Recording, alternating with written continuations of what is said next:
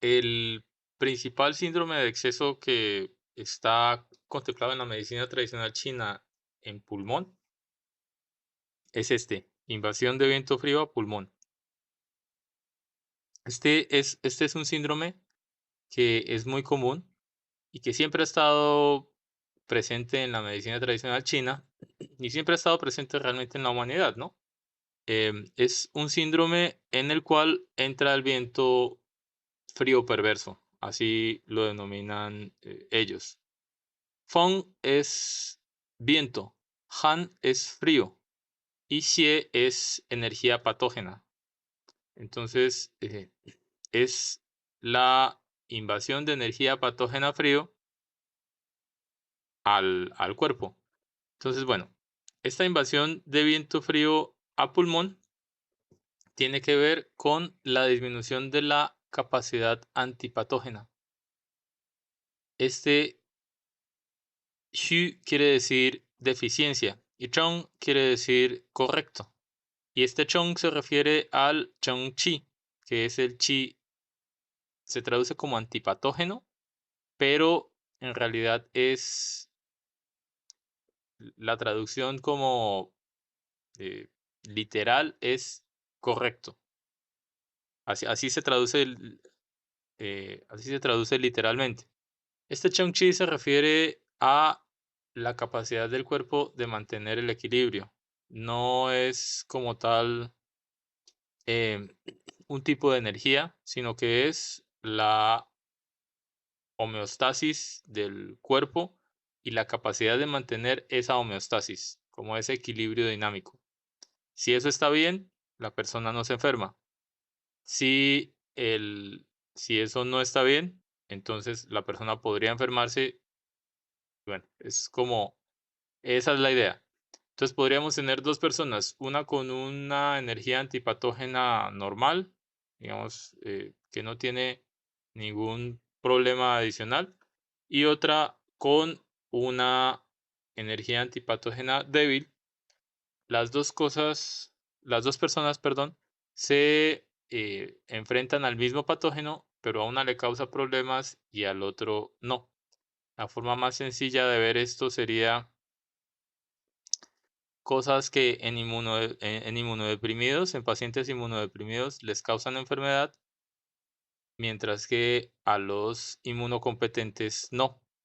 Como por ejemplo, voy a poner un ejemplo extremo, las micobacterias no tuberculosas en el caso de los pacientes con AIDS, con síndrome de inmunodeficiencia adquirida. Estos pacientes, cuando se enfrentan a cosas que usualmente no deberían causar problemas, pues se las causan. Y pues les dan pues unas neumonías muy fuertes y otra serie de cosas, un patógeno que no debería causar problemas. ¿Ok? Entonces, esa disminución de la capacidad antipatógena es parte de la etiología. Esto que les puse es, pues estoy magnificándolo, ¿no? O sea, es como el peor de los casos, en donde tenemos una inmunodeficiencia muy, muy severa. Pero, pues, digamos que en pacientes relativamente normales que tengan una pequeña baja de esta capacidad antipatógena, se puede presentar este viento frío. Ok, entonces, fíjense, la etiología es una cuestión externa, es decir, un clima, pero ese clima está en el contexto de además la disminución de la capacidad antipatógena del, del huésped, del paciente. Y puede haber también un cambio climatológico o geográfico rápido. Entonces, eso también se puede presentar. Entonces, si hay este antecedente de un cambio climatológico, de una exposición, por ejemplo, a viento frío, la persona estaba en, en un viaje, estaba no tan abrigada, se expuso al frío de forma repentina o cambió el clima de forma repentina y se expuso a frío, a viento frío, entonces esta podría ser una etiología. Esta invasión de viento frío a pulmón corresponde a la invasión por frío de la capa Taiyang. Entonces, bueno, este es un tema que debemos em, revisar después, pero en términos generales, cuando se habla de las enfermedades por frío, se habla de que las enfermedades por frío entran por algo que se llama las 6 capas. Estas 6 capas van a representar los diferentes estadios de los factores patógenos externos de tipo frío. La primera capa es esta que se llama Taiyang. En esta capa se ubican algunos canales de acupuntura, vejiga, intestino delgado. Y esta capa va a representar como la parte más externa del cuerpo. Cuando hay invasión de viento frío o pulmón, el patógeno está en esa capa. Si esa capa llega a sobrepasarse y se va hacia capas más internas, entonces ese viento frío a pulmón se puede convertir en otra cosa, pero inicialmente a lo que se refiere este síndrome es a la invasión de esa capa. Y entonces, bueno, este síndrome es un síndrome orgánico, pero además se parece mucho a este otro que es la invasión de la capa Taiyang. Eso pasa mucho en medicina tradicional china, que diferentes teorías incluso pueden decir cosas contradictorias, en este caso no, pero en algunos casos sí, acerca del desequilibrio y de la enfermedad, porque depende de una u otra forma depende del punto de vista desde el cual se le considere, ¿no? Entonces, esta invasión de viento frío a pulmón va a corresponder a esta capa Taiyang. Y entonces, básicamente los síntomas que les voy a describir pues son de los dos, de la invasión de viento frío a pulmón y también de la invasión por frío de la capa Taiyang porque es prácticamente lo mismo. Ok, entonces, bueno, ¿qué pasa? El frío llega, penetró en la capa Taiyang, en la capa más externa que tenemos de defensa del cuerpo, y entonces está aún en la superficie. Es una característica de este síndrome. Está aún en la superficie. Por supuesto que cuando pasa el tiempo, el patógeno puede ir hacia adentro o puede salir.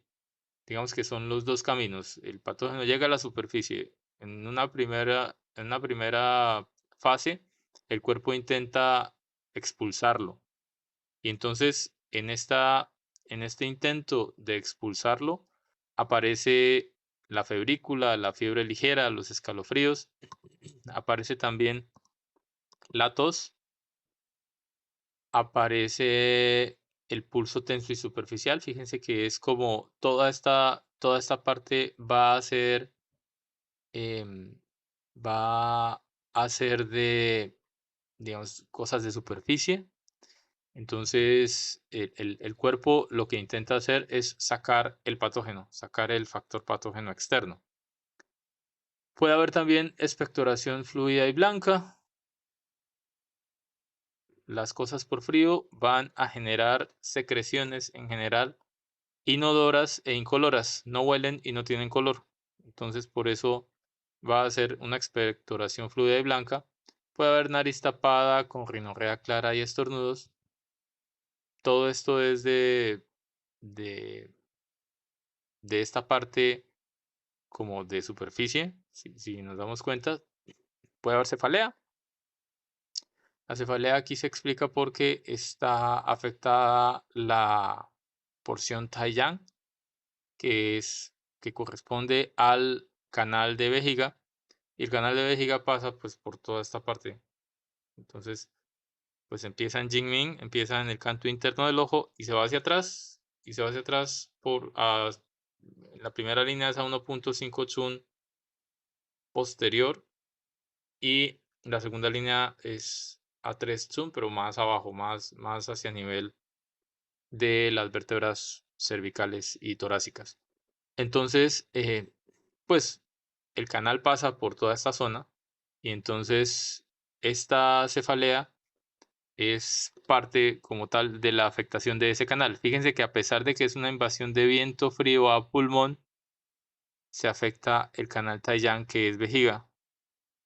Sí, entonces, bueno, es, si se fijan, es parte de varias teorías que tenemos dentro de la medicina tradicional china para explicar este mismo síndrome. ¿Ok? Podemos tener disnea en casos graves. Usualmente no se produce, pero en casos graves podríamos tenerlos. Podríamos tener ronquera súbita. El paciente queda sin voz, básicamente. Puede que no haya dolor ni siquiera, pero queda sin voz. Esto porque el frío invade toda esta zona del pulmón y hace que no haya voz. Aquí hay ausencia de sed, porque el frío hace que no haya sed, mientras que el calor hace que haya sed. Puede haber temor al frío. El paciente no quiere exponerse al frío. Los miembros, eh, las extremidades pueden estar frías. La saburra es blanca. La saburra usualmente es una capa de saburra delgada y blanca. Aquí usualmente no se ha producido un impacto importante en vaso, así que la saburra no cambia mucho de grosor. Eso es importante. No es tan pegajosa, porque el patógeno está en el exterior. El patógeno está intentando entrar, pero no lo ha hecho completamente.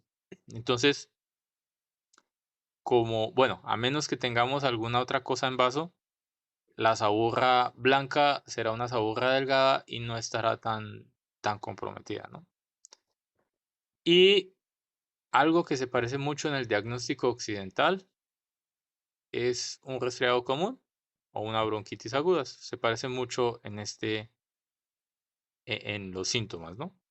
Sin embargo, siempre lo repetimos, no es exactamente lo mismo y hay que ver, pues, desde el punto de vista chino y desde el punto de vista occidental, las dos cosas son importantes, pero es importante no subyugar una cosa a la otra.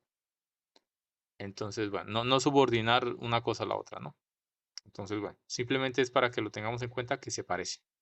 Ok. El tratamiento va a ser principalmente expulsar el viento y dispersar el frío. Aquí se usan puntos. Ustedes ven, aquí está esta parte que se llama Fong. Fong es viento. Entonces, ese viento se refiere a, digamos, a esa energía patógena viento, y estos puntos que tienen este carácter se usan tradicionalmente para eso, ¿no? Entonces, esta es la puerta del viento, este es el estanque del viento y este es el palacio del viento, ¿sí? Em, vejiga 12, Fongmen, la puerta del viento, vesícula biliar 20, Fengshi, el estanque del viento, Duma 16, Feng Fu, el palacio del viento. Ok, todos estos puntos están atrás. Bueno, sí, están atrás. Ya hemos hablado varias veces de dónde están y demás, así que no lo voy a repetir, solamente pues para que lo tengan en cuenta. Ok, entonces tenemos estos puntos que me van a sacar el viento, me expulsan viento. Importante porque es una de las principales funciones que vamos a tener con este tratamiento. Aquí también podríamos hacer moxibustión, ¿sí? Para dispersar el frío. Lo hacemos sobre estos puntos y hacemos que se active el punto, por lo tanto saca viento y además dispersa el frío porque estamos metiendo calor, ¿sí? Ok. También podríamos usar Guayquan, Guayquan que está en la parte posterior del antebrazo. Em, bueno, detrás de Nequan, que es pericardio 6, al otro lado de Nequan. Nequan es el más conocido, ¿no? Guayquan está al otro lado. ¿Ok? Y este punto Sanjiao 5, Weiquan, me va a liberar la superficie y me va a hacer que los factores patógenos externos que están en la capa más externa, en la capa Taiyang, se vayan. GQ hace lo mismo, por eso también lo podemos usar. ¿Sí? En ese sentido, GQ y Weiquan van a actuar como liberadores de superficie. Así se llama esa categoría de puntos. ¿Ok? Bueno, esa función del punto. ¿Ok? Aquí también debemos armonizar la dinámica de la energía de pulmón. Es importante para eso. Y entonces lo que hacemos básicamente es detener la tos. Con estos puntos detenemos la tos y eliminamos las mucosidades. Uno de los puntos más relevantes para esto va a ser Liechue. Liechue pulmón 7, que está debajo de la apófisis estiloides, en la cara medial del antebrazo. Entonces, no sé si recuerden los que han visto algo de acupuntura. El canal de pulmón está sobre la cara anterior del antebrazo, pero este punto no se va. Entonces empieza, el canal de pulmón empieza aquí en Shaoshang, en el borde interno del ángulo unguial, el ángulo unguial del primer dedo. Se va luego a Yuji, pulmón 10, en el cambio de coloración de la piel, sobre el primer metatarsiano, y luego sigue hacia Taiyuan, y luego sigue hacia Jingu, pulmón 8, y después, en lugar de irse por esta línea, por la línea de la cara anterior, se va por la cara medial, y entonces queda no anterior, sino medial, justo debajo de la apófisis estiloides del radio. ¿Ok? Ahí está este punto. Este punto va a servir en general para todas las cosas agudas de pulmón. Me va a actuar sobre la tos, sobre la energía de pulmón específicamente, y por eso se usa en este caso. ¿Ok? También vamos a tener a Fei Shu. Fei Shu es vejiga 13, el punto Shu de pulmón. Fei es pulmón, Shu es punto Shu.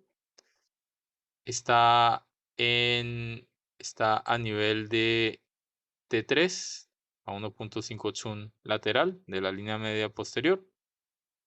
Y bueno, debajo de la apófisis espinosa de T3, 1.5 chun lateral de la línea media posterior. Y bueno, este punto me va a tonificar el pulmón. Y podemos usar también Tian-2, REMAI 22, que queda en la horquilla external. Este punto, cuando se coloca con acupuntura, hay que tener cuidado para no meterlo de forma vertical, porque si se mete de forma vertical, pues ahí está el pericardio, ¿no? Pericardio físico, pues no el canal de pericardio, bueno, también, pero está el pericardio físico, y si le damos muy allá, pues podemos causar problemas. Así que usualmente este punto no se puntura de forma vertical, sino que se puntura siguiendo el recorrido del esternón por la parte posterior. ¿Sí? Ok. Y este Tian-2 es un punto que se usa mucho para todas las cosas de pulmón que tienen que ver con disnea y demás, porque me abren el pecho. Ok. También podemos neutralizar el frío en Taiyang, en la capa Taiyang, y para esto moxamos Kunlun. Kunlun, vejiga 60, es un punto que está en el maleolo externo, entre el maleolo externo y el tendón de Aquiles. Al otro lado está riñón 3 Tai entre el maleolo interno y el tendón de Aquiles. Entonces, con este punto, con Kunlun, que es el punto fuego del canal de vejiga, lo que hacemos es neutralizar el frío en Taiyang. Lo podemos hacer en moxa, y de esta forma estamos calentando todo el canal, que pues sabemos que el frío está en ese canal porque corresponde a esa capa. Pues el frío llegó y se metió en esa capa, en la primera capa que corresponde a ese canal de vejiga. Entonces es un punto bastante útil para mejorar toda esta parte de los síntomas de frío, ¿no? ¿Ok? Y también para fortalecer la energía en general, vamos a usar Susan Lee.